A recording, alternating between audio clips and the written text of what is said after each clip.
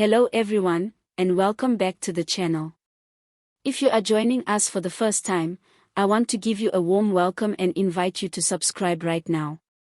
This channel is all about giving you the most important updates on SASSA grants, pensions, disability benefits, and support programs that matter to families, seniors, and people living on fixed incomes in South Africa. Staying informed is one of the best ways to protect yourself and your loved ones, and here you'll always get the latest news explained in a simple and clear way. Today we are going to talk about the months of September and October 2025, which bring some very important updates to the SASSA system. There have been changes that directly affect pensioners, people on disability grants, those who rely on child support, and households waiting for the special SRD grant. These 2 months are especially important because they mark the beginning of a new budget cycle in some areas, and government decisions taken earlier in the year are now coming into effect. For many households, these changes can mean the difference between struggling even more or having a bit of relief at the end of the month. To make sure everything is easy to follow, I will take you step by step through what you can expect in September and October. We will start with the grant amounts, then move to payment dates, and then talk about the most important changes that seniors, caregivers, and families need to know. Along the way, I will explain how these updates connect to the wider economy in South Africa, and why government is making these decisions now. My goal is to give you all the practical information you need, in plain language, so that by the end of this video you feel confident about what's ahead. Let's begin with the old age pension, which remains the backbone of the SASSA system. For millions of South Africans, the monthly pension is the main or even the only source of income in the household. As of September 2025, the pension amount is holding steady at the adjusted level that was announced earlier in the year. That means older adults can expect to receive just over 2,100 Rand per month if they are under the age of 75, and slightly more if they are 75 and older. While this increase was put in place a few months ago, the important detail for September and October is that the payment structure remains stable and there are no reductions. This is good news because there had been some rumors earlier this year about possible cuts, but those are not happening. Now, one of the most frequent questions people have is about payment dates. The schedule for September follows the usual pattern, beginning with the pension payments on the 3rd of the month, then disability grants on the following day, and then child support and all other grants after that. October will follow the same pattern, but the specific days shift slightly because of weekends and public holidays. The key point is that SASSA has confirmed the system will continue to release payments in the staggered way we have seen in previous months. This staggered system is designed to reduce long queues and make the payment process smoother for everyone, especially for seniors who should not have to stand for hours in crowded spaces. Besides pensions, the disability grant is another major source of support. In September and October 2025, the disability grant remains aligned with the pension amount, meaning individuals who qualify for disability will also receive just over 2,000 Rand per month. For many families, this support is vital because it helps cover basic costs like transport, medical needs, and food. SASSA has also confirmed that the temporary disability grant program remains available, although there are stricter requirements now for medical assessments. This is one of the important changes you should be aware of. People applying for disability grants will need to provide updated medical records, and in many cases they will need to go through a government-appointed doctor rather than just relying on a private medical certificate. This is part of an effort to reduce fraud, but it also means the process may take longer, so families should plan ahead and not wait until the last minute to renew. Let's turn to the child support grant. This remains one of the most widely accessed benefits in South Africa, and millions of children depend on it. As of September 2025, the grant is set at 510 Rand per child per month. There has been a lot of debate about whether this amount is enough to cover the real cost of raising a child, especially with rising food prices, but for now government has confirmed that there will be no increase until the next adjustment in 2026. The key development for child support is not the amount but rather the way payments are processed. SASSA has been working with the post-bank system to try and improve reliability. In past years, technical issues sometimes caused delays, leaving caregivers without money when they needed it most. The commitment for September and October is that new backup systems are in place, which should reduce the risk of failed payments. Another important update is the continuation of the special SRD grant, which is the R370 monthly payment for unemployed adults. This program has been extended again through March 2026, but the system is undergoing stricter checks. From September 2025, applicants must reconfirm their details more regularly, including banking information and proof of unemployment. This change is intended to reduce double-dipping and fraud, but it also means that some people may experience delays if they do not update their information on time. If you or someone you know is receiving the SRD grant, it is very important to make sure your contact details and banking information are correct. One of the broader issues that connects to all of these grants is inflation. South Africa continues to face rising costs of living, and seniors especially feel this when they go shopping for food or try to pay for electricity. The pension increases earlier this year were meant to soften the blow, but many people still report that their money runs out before the end of the month. In September and October, we expect government to continue monitoring inflation levels, and there may be additional announcements about once-off top-ups or relief measures if prices keep rising sharply. Nothing is confirmed yet, but it is something worth watching. At the same time, it is important to understand why government makes these decisions. The national budget is always under pressure, and grants make up a large part of state spending. By adjusting pensions and other benefits in stages, the government tries to balance the need to support vulnerable people with the limits of how much money is available. For families, this means planning carefully. Even if the grant amount does not change much, the way you use that money can make a big difference. This is why financial awareness and community support are so important. Before we move deeper into the updates for October, let's pause for a moment to reflect on what we've covered so far. We have seen that pensions and disability grants remain stable, child support grants continue at the current level, and the SRD grant requires stricter reconfirmations. We have also seen that payment dates follow the usual pattern but shift slightly depending on weekends. These are the most immediate facts that seniors and families need to know for September 2025. Now, as we prepare to look at October 2025, we will focus more on the changes that begin to shape the year ahead. October is often a month when government begins testing new systems and preparing for the next year's budget cycle. That means some of the developments we see in October may not feel huge right away, but they can shape the way grants work in 2026 and beyond. As we turn our attention to October 2025, it's important to note that this month marks not just another round of payments, but also the beginning of certain adjustments and pilot programs that could shape the future of the grant system. October is often when government departments finalize their reports for Parliament and present updates on how money has been spent during the financial year. For anyone who relies on SASSA, this means that announcements in October can provide clues about what to expect in 2026. The most immediate concern in October is payment timing. Because the month begins with a public holiday, the pension and disability payments are shifted slightly, but the overall sequence remains the same.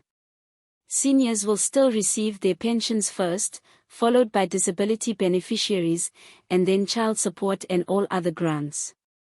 SASSA has emphasized that the staggered payment system remains in place, but with additional support at pay points.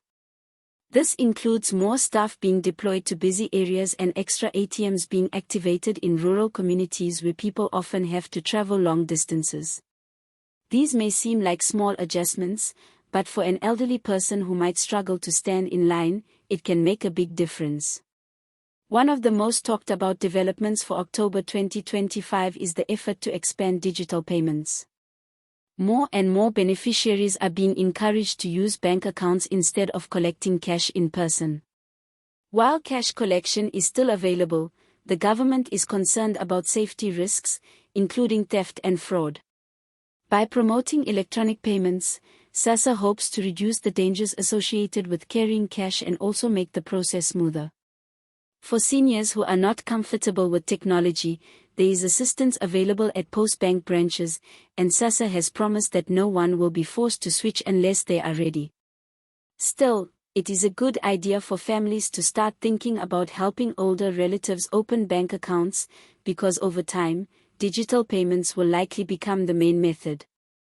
October is also significant for disability grants, particularly in how medical reviews are managed. A new rule takes effect this month requiring periodic re-evaluations for certain disability cases. This means that people receiving grants due to conditions that may improve over time will need to undergo fresh assessments every 2 years. For permanent disabilities, the grant continues without change, but for temporary conditions, the renewal process is now stricter.